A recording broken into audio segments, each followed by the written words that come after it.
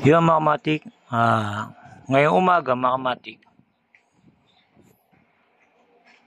meron akong nakitang umang mga kamatik. Pagkaparehas kulay puti siya mga kamatik na may orange sa puwitan mga kamatik. Kita nyo mga kamatik, papakita ko sa inyo.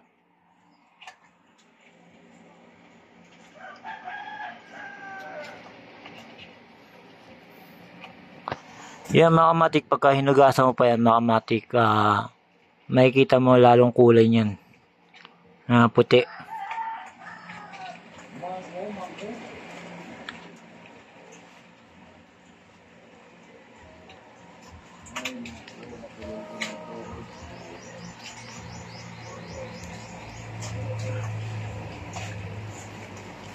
Dahil sa mga kamatik, naglilinis ako dito, nakita ko sila mga kamatik na ang dami pala nila dito mga kamatik.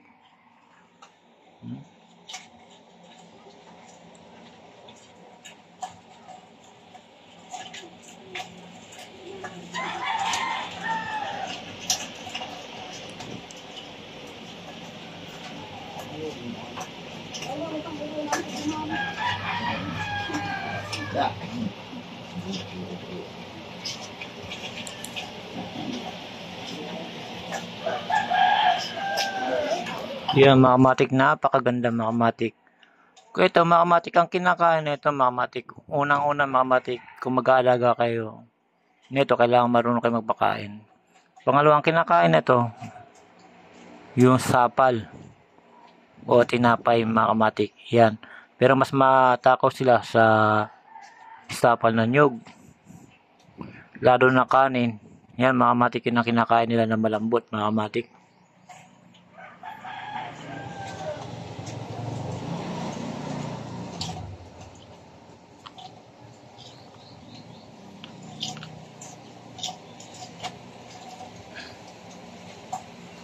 Yung mga kamatik, kung sa ako mga kamatik, taga Marikina ako, kung gusto niyo mag-alaga nito mga kamatik, message niyo ako, bibigyan ko kayo nito mga kamatik. Maganda nito ilagay sa aquarium na walang tubig, puro buhangin at mga bato. Yung mga kamatik, message niyo ako mga kamatik kung gusto niyo lang. Mag-uwi ako nito pagka uwi ko mga kamatik dyan sa Marikina mga kamatik. Ito mga kamatik, parehas na mga buhay ito mga kamatik, pero hindi dapat ito paglaruan. Kung alagaan, huwag natin paglaruan sila mga kamatik.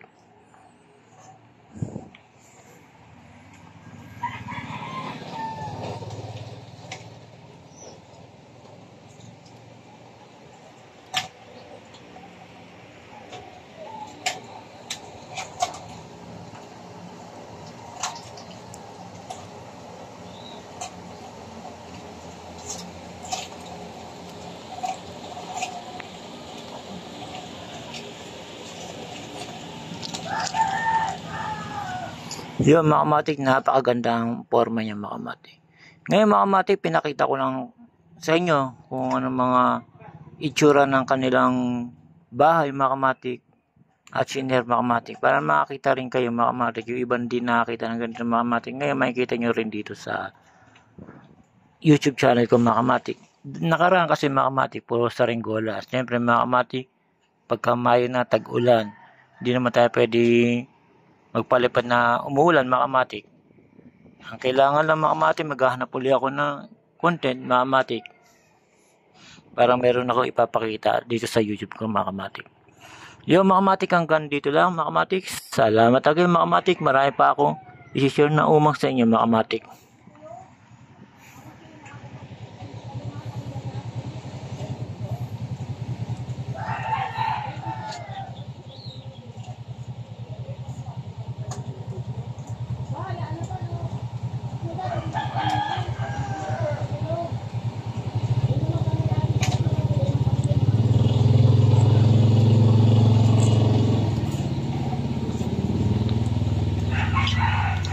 Yun, salamat mga kamatik.